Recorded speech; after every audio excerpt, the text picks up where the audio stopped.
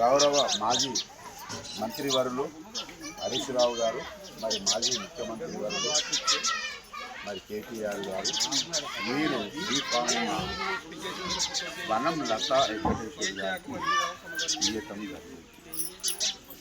ఈ మున్సిపాల్ సమస్యలు ఎట్లుందంటే వారికి ఈ ఒక్క అవకాశం మీరు అందరికీ సద్వినియోగం చేసుకోవాలని మిమ్మల్ని అందరూ కోరుతున్నాం. ఒకటి, అమ్మ అక్కల్లారా చెల్లెళ్ళారా, మేము పరదేశ్, మీరు అంతా ఒకే పరదేశి, ఒక దగ్గర తెగకు చెందిన వాళ్ళం. దయచేసి ఈ మంచి అవకాశాన్ని మీరు అమూల్యమైన ఓటేసి శ్రీ వనం లతా వెంకటేశ్వర గారి భారీ మెజార్టీతో గెలిపించి వెళ్ళరని మిమ్మల్ని పదే పదే కోరుచున్నాము. మీ ఆపద సాధనలకు అండదండగా ఏ టైంలో ఎప్పుడైనా ఏమైనా ఏ రోజులు ఎక్కడైనా శ్రీ వనం లతా వెంకటేశ్వర గారు మీకు అందుబాటులో ఉంటారు. మీరు అనుకున్న పనులు చేసే వరకు ఆయనకు ఉన్నది పట్టుదలతోటే కావాలని వచ్చారు. గెలుపొందడానికి మీరందరూ సహకరించాలని పరదేశీ జాతిని మనమంతా నేను విజ్ఞప్తి చేస్తున్నాను. నేను ఎరకల సంఘం రాష్ట్ర అధ్యక్షుడు గంగాధర్, నిజామాబాద్ జిల్లా. ఇందాక మా చెల్లెమ్మ అన్నది, అయ్యా నువ్వు కోటి కొమరపల్లి మండలంలో జిల్లావారు చేసినావు, డిప్యూటీ ఎంఆర్ఓ చేసినావు, మేమంతా తెలుసమ్మా పలానా ఎవరంటే, అవునమ్మా చెల్లెమ్మ అందరూ మన పరిదేశమే, వాళ్ళకు కూడా కొన్ని రేషన్ కార్డులు కొన్ని భూములు పోతే కూడా వాళ్ళకు కూడా చేయడం జరిగింది కొమరపల్లి.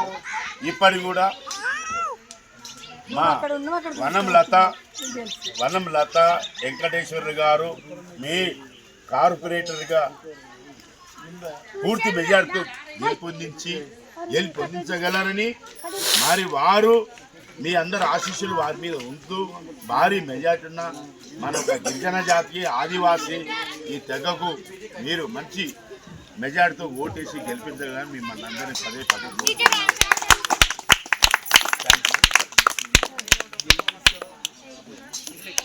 బీసీ మైనార్టీ కులాలు డెవలప్మెంట్ కావాలి. రాజకీయాల్లో రెడ్డి రాజులే రావు రాజులే అగ్ర కులాలు మాత్రమే వెళ్తున్నాయి అని కాదు, మనం కూడా చేయొచ్చు, ఆ విధంగా చేయొచ్చు. మీరు మన కులానికి సపోర్ట్ చేయండి, మన కులాన్ని గెలిపియండి. అగ్ర కులానికి అవసరం లేదు. మీరు తప్పకుండా మీకు ఏదైనా సమస్య ఉంటే హరీష్ రావును పద్మదేవేందర్ రెడ్డి నిలిపించి మీ గల్లీలో కూర్చోబెట్టి నేనే మాట్లాడతా, నేనే వస్తా, వచ్చి మాట్లాడి మీకు సమస్యలు ఏముంది, మీ మోరీల సమస్యలా, రోడ్ల సమస్యలా, ఇంటి సమస్యలా, ఏది ఉన్నా తీర్చడానికి మేము ఉన్నాము. తప్పకుండా వస్తాము. మీ సమస్యలు మీ మగ మనుషులు ఓటు వేసేది తాగడానికో తినడానికో కాదమ్మా. ఓటు హక్కు గురించి మీకేమన్నా తెలుసా? ఓటు అంటే ఏం తెలుసా? ఎంత విలువ తెలుసా? అంబేద్కర్ రాసిన రాజ్యాంగం ప్రకారంగా ఆయన రాసిందే ఇవాళ ఓటు. ఆ ఓటుతో మంచి మంచిని గెలిపించుకొని మీరు ముందుకు వచ్చి చూడండి. మేము ఇక్కడ వచ్చి చిన్న టెంట్ వేసుకొని హరీష్ రావుని పద్మదేవేందర్ని తీసుకొచ్చి ఇక్కడ కూర్చోబెట్టి మాట్లాడతాము. మీరు దయచేసి అమూల్యమైన మీ ఓటును మా లతకి వేసేసి గెలిపించగలరని కోరుకుంటున్నాను.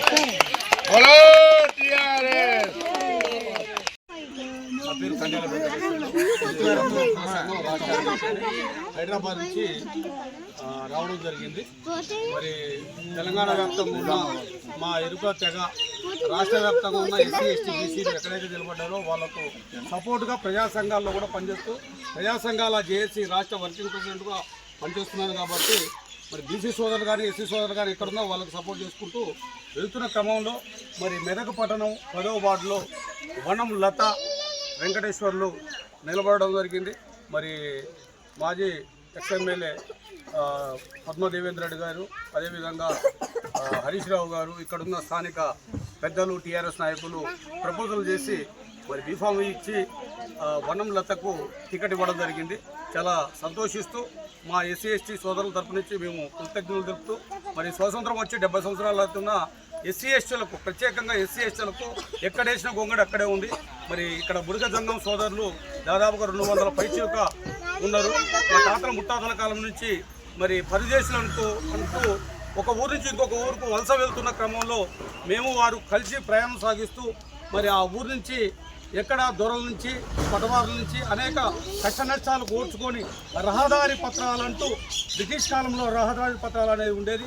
వారికి కూడా అలా ఉంటున్న క్రమంలోనే సోదరులు మేము కలిసిమెలిసి ఉన్న మరి బురగజంగం సోదరులు ఇక్కడ ఉన్నారని వాళ్ళ రాష్ట్ర అధ్యక్షుడు మరి సిద్దిపేటలో ఉన్న బుడుగ జంగల హక్కుల పోరాట సమితి మరి వంశీ చెప్తే ఇక్కడికి రావడం జరిగింది. విశ్వనాథ్ నా మిత్రుడు.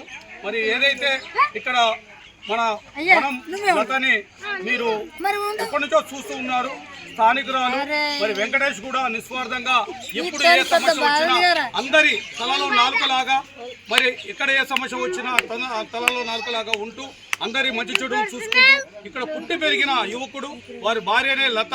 మరి మీ అమూల్యమైన ఓటుని లతకు వేసి కారుపై మీ ఓటు వేసి అత్యధిక మెజార్టీతో గెలిపించుకుంటే మన స్థానికుడు యువతి మరి మనకు ఏ సమస్య వచ్చినా మనం నిలదీసి అడిగే హక్కు ఉంటుంది. అదేవిధంగా మనకు దగ్గర వాళ్ళు, మరి మనం పొద్దున్న లేస్తే అక్కా చెల్లెల్లో ఉన్న తమ్ముళ్ళని తెలంగాణ భాషలో మాట్లాడుకుంటాం. మనకి ఏ సమస్య వచ్చినా అంటే ఇక్కడ ఇంకొక ప్రధాన సమస్య ఏంటంటే మన బేడబుడిగ సంఘం సోదరులు ఇంతవరకు ఎప్పుడు కూడా మన మున్సిపల్ అడుగులో ప్రవేశించలేదు. మీకు రాబోయే రోజులలో కూడా ఏదైనా అవకాశం వస్తే మా ఎస్టీ వర్గం నుంచి మేము తప్పనిసరిగా మీకు ఓట్లు పంచుకోవడానికి మేము సంసిద్ధంగా ఉన్నాం. ఎందుకంటే ఇప్పుడు ఎస్టీ జనరల్ వచ్చింది, బీసీ సోదరులు లేకపోతే ఏరియా మిత్రులు నిలబడ్డారు.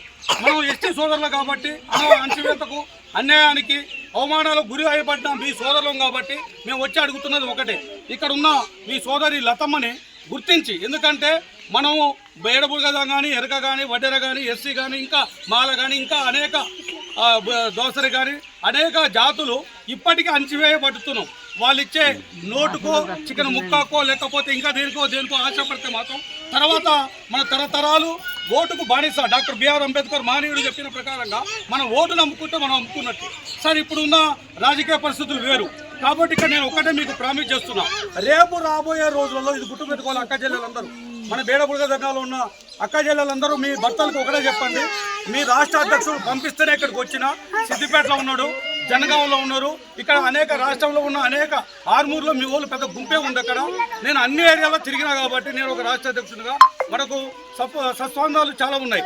నేను అంటున్నది ఏంటంటే ఇక్కడ మెదక్ టౌన్లో రాబోయే రోజులలో మీకు గిట్లా ఒకవేళ ఎస్సీ రిజర్వేషన్ అయితే మాత్రం మన ఓట్లన్నీ మీకే లేదు.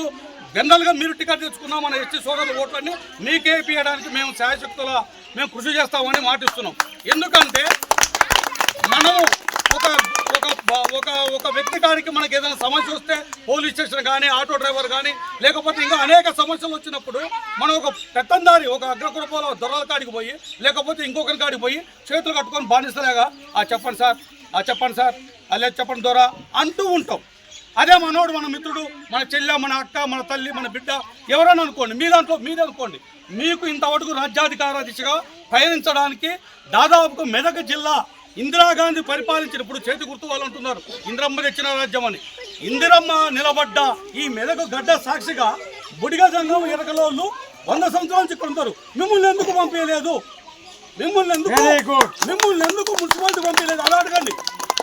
మీకు దమ్ము ధైర్యం ఉంటే ఒక 100కో 1000కో 1,00,000 రూపాయలకో మనం తీసుకోవడం కాదు. మేము ఇక్కడ సమానంగా ఉన్నాము. మమ్మల్ని ఎందుకు మున్సిపాలిటీకి మీరు వేయట్లేరు? మీ జెండాలు మేము వేయాలా? మీ బ్యానర్ బతికియాలా? మీకోసం మేము కేసులు పెట్టుకోవాలా? మీకోసం మా ఎరకలలో లేకపోతే వడ్డేరోలో ఇంకెవరెవరో మేము కొట్లాడుకోవాలా? కానీ మీరు పెత్తనం జలాయిస్తున్నారయ్యా. మమ్మల్ని ఎందుకు ఇంతవరకు ఒక కౌన్సిలింగ్ చేయలేకపోయారు అని అడుగురి. తప్పేముంది? దాంట్లో తప్పేం లేదు. ఇప్పుడు ఎవరో నిలబడుతున్నారు, ఆ సీటు మీకు ఇస్తే ఉంది. ఇది జనరల్ కదా, మా ఇంట్లో పెద్ద మనుషులు ఉంటే అమ్మా, పెద్ద మనుషులు చిన్న మనుషులు లేదు. దీంతో కూడా ఎరకల సంఘంలో కూడా ఎరకలలో కూడా పెద్ద మనుషులు చిన్న మనుషులు లేదు. వాళ్ళు యువత, వాళ్ళు మంచితనం ఉంది. లలితమ్మకు, వెంకటేష్కు మంచితనం ఉంది కాబట్టి అది ఇచ్చురు. నేను అనేది ఇక్కడ ఎవరికో గొడవలు పెట్టడానికి కాలేదు, ఏదే కాంట్రవర్సీ మాట్లాడలేదు. మనోళ్ళు మీరు అక్క చెల్లెలు ఒక్కసారి ఆలోచించుకొని మంకాలు వేసే మాయ మాటలకు మనం లొంగిపోవద్దు. దయచేసి మీకు చేతులు జోడించి ఒకటే కోరుకుంటున్నా. నా పేరు వెంకటేశ్వర్లు, నా నెంబర్ కూడా ఇస్తాను. మీ బేడబుడిగ సంఘంలో మీకు తొర్రూరు పట్టణంలో చాలా పెద్ద ఏరియా మంది. మీకు ఎవరికైనా తెలిసి ఉంటే చెప్పండి. తొర్రూరు మనకు మీ జంగాలలో పెద్ద ఏరియా. మా ఎరకలలో నిజామాబాద్ మెదకట్లో మీ అట్లా పెద్ద అనమాట. అక్కడ వాళ్ళు చాలా పెద్ద రేంజ్లో ఉన్నారు. వాళ్ళంతా బయట చేసుకుపోయి కంగనాలు కట్టుకుంటూ మంచి బతుకుతున్నారు, హ్యాపీగా ఉంటున్నారు. కాబట్టి నేను ఒకటే కోరుకుంటున్నా, మీకు రావాల్సింది ఒకటే, మీకు రాజ్యాధికారం. మీరు నిలబడితే మేము సపోర్ట్ చేస్తాం. మీకు పెద్ద మనుషులు ఫోన్ నెంబర్ ఇవ్వండి, దానికి అనుగుణంగా రేపు ఏ దాంట్లోనైనా మీకు భాగస్వామ్యం కల్పించడానికి మేము ఎన్నికల సంఘం నుంచి సంసిద్ధంగా ఉన్నాము. కాబట్టి లత వెంకటేశ్వరకు మీ అమూల్యమైన ఓటు వేసి గెలిపించి మనలో కూడా చెప్పి రాని ఎవరు వచ్చినా కూడా కాదనొద్దు. వాళ్ళు రాజకీయం చేస్తున్నప్పుడు మనం చేస్తే తప్పే ఉంది. అయ్యా మీకేస్తాం, ఏ పార్టీ నాయకులు అయినా మేము మీకేస్తాం, కానీ మనసులో ఒకటి ఉంచుకోవాలి. మనం పరిదేశం ఏది వచ్చినా మంచి అయినా చెడు అయినా మన దాంట్లో కొన్ని కట్టుబాట్లు ఉన్నాయి. ఇప్పటికే మనకు కట్టుబాట్లు ఉన్నాయి. ఆ కట్టుబాట్లకు మనం సంసిద్ధంగా ఉండి మనోని గెలిపించుకుంటే మాత్రం మీకు అన్ని వేళలా మనోల్ని మనం కాపాడుకోవడానికి అవకాశం ఉంటుంది. ఇది నేను మీకు అందరికీ మీ అమూల్యమైన ఓటు వేయాలని కోరుకుంటూ చెప్తున్నాను. మా మనోజ్ పుల్లయ్య గారు ఇక్కడనే మా ప్రధాన కార్యదర్శి మాట్లాడతారు.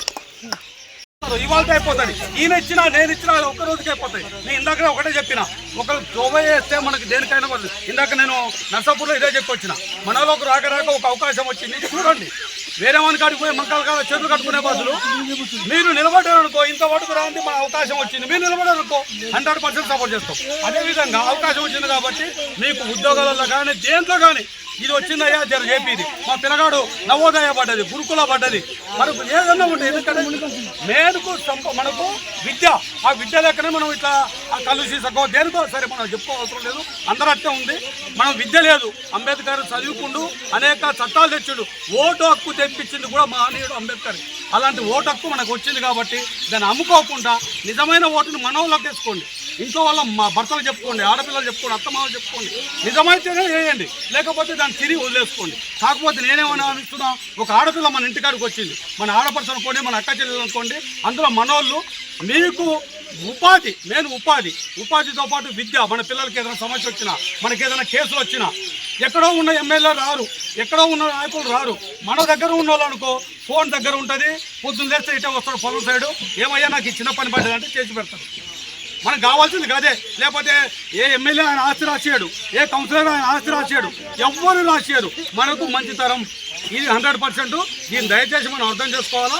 మీకు వచ్చిన రోజున ఇదే నువ్వు గుర్తుపెట్టుకొని, ఇంతవరకు మీ దాంట్లో ఎవ్వరు కూడా కార్పొరేట్ అదే కౌన్సిలర్ స్థాయికి పోలేదు. పోయిన రోజున మనం సపోర్ట్ చేస్తాం. రెండవది, ఏమైనా గెలిపించుకుంటే మీకు ఉపాధి, మనకు పిల్లలకు చదువులో కానీ ఇంకేమైనా ఆర్థిక సమస్యల్లో కానీ దాంట్లో ఏది ఉన్నా కూడా మీకు సపోర్ట్ చేసే విధంగా మేము ఎన్నికల సంఘం నుంచి హామీ ఇస్తున్నాం. వాళ్ళని మెడల్ వంచి మీకు పనులు చేపించకపోతే మా నెంబర్ కూడా తీసుకోండి. యూట్యూబ్లో కొడితే కండెల వాయస్ అని కొడితే వస్తుంది, లేకపోతే హాస్పిటల్ యశోద పల్లె ఉంటాం, అది దాంట్లో పోతే వస్తుంది నా పేరు. ఏ సమస్య వచ్చినా దాంట్లో వస్తుంది. దయచేసి మీరు మీ అమూల్యమైన ఓటు వేయండి. మీ నెంబర్ కూడా ఇస్తే రేపు వచ్చి మనం కలుస్తారు. మీకేమన్నా డౌట్ ఉంటే చెప్పండి అక్క. మీకేమన్నా డౌట్ ఉంటే చెప్పండి. చాలా పెద్దగా ఉంది. రాజకీయంగా మనం మాట్లాడుకోవాలంటే ఎవరిళ్లలో పరిస్థితి ఘోరంగానే ఉంది. మనోని గెలిపించుకుంటే వడ్డించేటోడు మనోడైతే చివరున్న ఇస్త్రాకులో కూడా అన్నం ఎక్కువ పడుతుంది. అంటే మనోళ్ళు అనుకుంటూ మన ప్రదేశం గెలిపించుకుంటే ఇంతకుముందు నేను గెలిపించుకున్నాం చాలా మందిని, వాళ్ళ పరిస్థితి ఏంటో చూస్తాం. మంకాలని మనోళ్ళకి గెలిపించుకున్నతో తేడా వస్తే కాలు కట్టేసుకొని కుక్క పెట్టొస్తున్నాడు రోడ్డు మీద. ఇది ఒక పాయింట్. రెండవది, మన మహిళలకు ఏదైతే మున్సిపాలిటీలో కొన్ని ఏదైతే టెంపరరీ జాబ్లు కానీ ఇంకా వేరే ఉపాధికి సంబంధించి తప్పనిసరిగా ఇప్పిస్తారని వాళ్ళు మాట ఇవ్వడం జరిగింది. ఎందుకంటే పద్మదేవేంద్ర కూడా అదే మాట వాళ్ళకి ఇప్పించడం జరిగింది. ఇక్కడ ఉన్న మీ తోటి కార్మికులలో ఏదైతే ఉన్నదో ఆ మున్సిపాలిటీలలో కానీ ఇంకా ఏదైనా సరే ఫస్ట్ అగ్రస్థానం మీకే వేస్తారు. ఎందుకంటే ఇక్కడ మెజార్టీ ఉన్నది 2 ఒకటి మీరు, ఒకటి మనోళ్ళు. ఇక్కడ మనం తలుచుకుంటేనే పని అవుతుంది. కుడి చేయి మీరైతే ఎడం చేయి మనది, 2 కలిస్తే చప్పట్లు. కుడి చేయి మీది, ఎడం చేయి మంది, ఈ 2 కలిస్తే చప్పట్లు ఏదైనా సాధిస్తాం. కాబట్టి ఉపాధి హామీ పథకంలో కానీ ఇంకా ఏ కబ్జాలు కానీ, భూమి వ్యవహారాలు కానీ, నిరుపేదలకు మీ ఇల్లు ప్లాట్లు కానీ, మీరు ఇల్లు రానను కానీ, డబుల్ బెడ్రూమ్ల విషయాలు కానీ ఏదని కానీ మా పై అధికారులతో తెలియపరుస్తూ మెమరీగా అది ఉన్న పెండింగ్ కేసులు కూడా మా వనం లత మరి వెంకటేశ్వర గారితో అది తప్పకుండా చేయిస్తాను మీకు హామీ ఇస్తున్నాం. అమ్మే అంతేనా? కాబట్టి మీరు దయచేసి మంచి మనసుతోటి ఈ ఒక్క అవకాశం మా వాళ్ళకి ఇచ్చి నువ్వు ఏదైనా పని చేయన్నాడు నాకు ఫోన్ చేయి, నీ ఫోన్ నెంబర్ ఇస్తా, రా బిడ్డ నీకు 10 గంటలు వస్తా. మీకు అర్థమైందా? ఆంకాలకి ఇచ్చినంత మాత్రమే ఇగో అన్నిని కూడా మనది కాదు, 10 మందిలో మాట ఎవరికి ఉండదు. ఒక ఎక్కువ మాట ఒక తక్కువ మాట. దయచేసి పెద్ద మనుషులతోటి నేను ఒక తిమ్ముడు అన్న లెక్క వచ్చిన మీరు బలమైన ఓట్లు మనోళ్ళందరూ గట్టిగా ఉండి అటు రూపాయి ఇస్తే మీరు అడుగుండి, అయ్యా రూపాయి ఇస్తాంటే నీ సంగతి ఏంటంటే నీ మాట ఏ పెద్ద కానీ మోసం గిట్ట చేసి నా అంత తెగిపోయిన పతకే లేదు. నేను పిలుస్తున్నా పెద్దమ్మా ఎట్లా అంటే అది ఏమైతుందంటే మళ్ళా జన్మ మనం పుట్టాం మాంకాలకి వేరే మనము పనిచేసేది మన వాళ్ళకు మనం చెల్లెమ్మ మనం ఎట్లుండాలంటే మిమ్మల్ని జీవితం మేము మర్చిపోతాం. ఇవాళ డబ్బు తింటాం, 4 బీరు తాగుతాం, 4 2 కూరలు తింటాం, ఇంట్లో పంటాం, అయిపోతే తెల్లారేసి కాలబోయారు. కానీ జీవితంలో మాట మాట